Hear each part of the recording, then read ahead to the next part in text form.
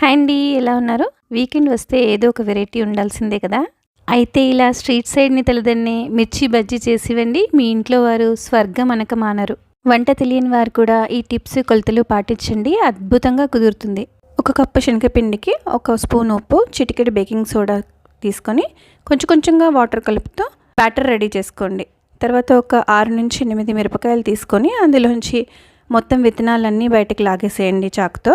స్టఫింగ్కి ఒక స్పూన్ చింతపండు గుజ్జు, అందులో కొంచెం గసగసాలు వేసి కలిపి పెట్టుకోండి. వాటితో పాటు ఒక పెద్ద ఉల్లిపాయ విత్ కొత్తిమీర ఫైన్గా చాప్ చేసి పెట్టుకోండి. విత్తనాలు తీసిన మిరపకాయల్లో చింతపండు గుజ్జుని రాయండి.